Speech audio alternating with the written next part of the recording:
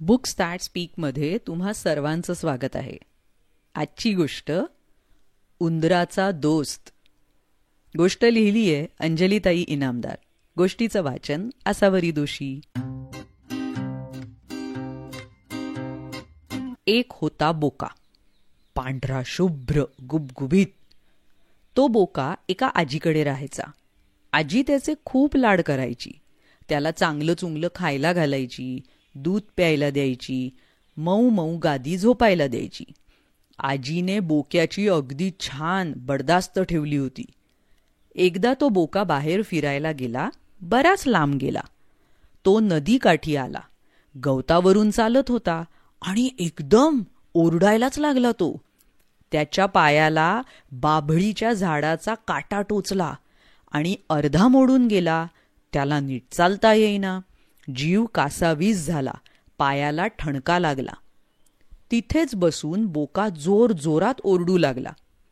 पलीकडे एका झाडाच्या बुंध्याशी एक छोटंसं बीळ होतं.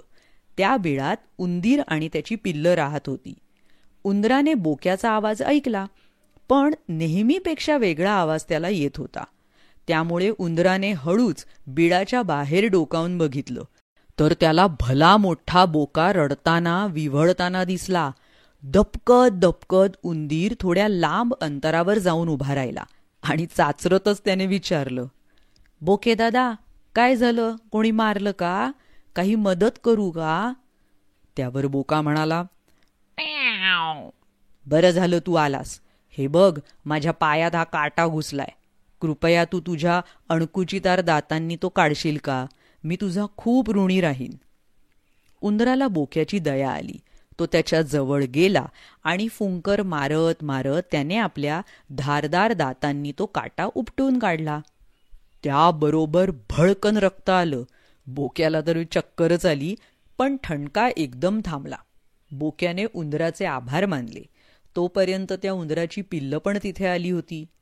मग उंदराने बोक्याशी पिल्लांची ओळख करून दिली.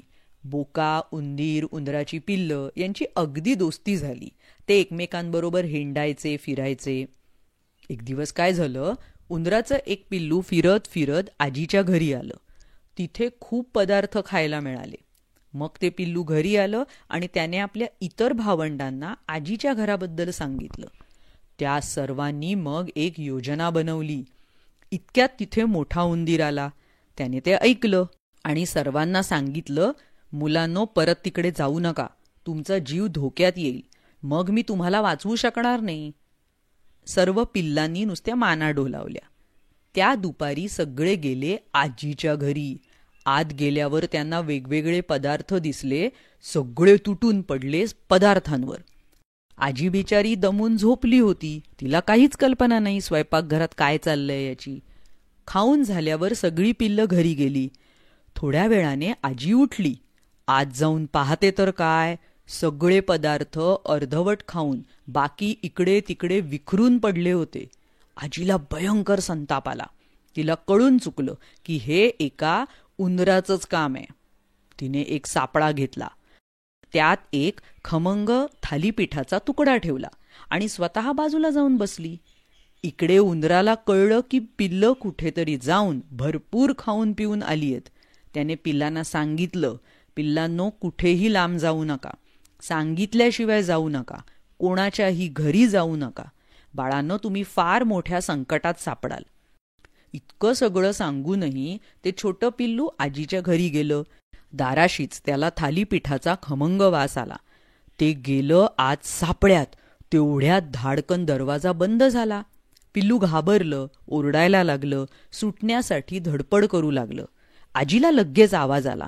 तिने लगेच आपल्या बोक्याला बोलावलं आणि पिंजऱ्याचं दार उघडलं. त्याबरोबर पिल्लू बाहेर आलं. बोकाही टपून बसला होताच पिल्लाला पकडायला. पण त्या पिल्ल्याने बोक्याला ओळखलं. त्याने हाक मारली, अरे बोका मामा, तुम्ही? बोक्याने त्या पिल्लालाही ओळखलं. अरे तू इथे काय करतोयस? हे बघ, केवढा अनर्थ झाला असता. आता मी जर तुला ओळखलं नसतं ना, तर तुला खाऊनच टाकलं असतं. चल, मी तुला आईकडे सोडतो. मग दोघंही हातात हात घालून घराबाहेर चालत गेले. आजी त्यांच्याकडे बघतच राहिली. बघतच राहणार ना, उंदराचं पिल्लू आणि बोका हातात हात घालून चालत चाललेत. कशी वाटली ही गोष्ट? अशा अनेक गोष्टी ऐकण्यासाठी बुक्स दॅट स्पीक या चॅनलला नक्की भेट द्या. यूट्यूबवर, वेगवेगळ्या पॉडकास्टिंग चॅनल्सवर, Instagram ID books that speak. भेटूया लवकरच पुढल्या प्रस्तुतीत. Bye bye. धन्यवाद.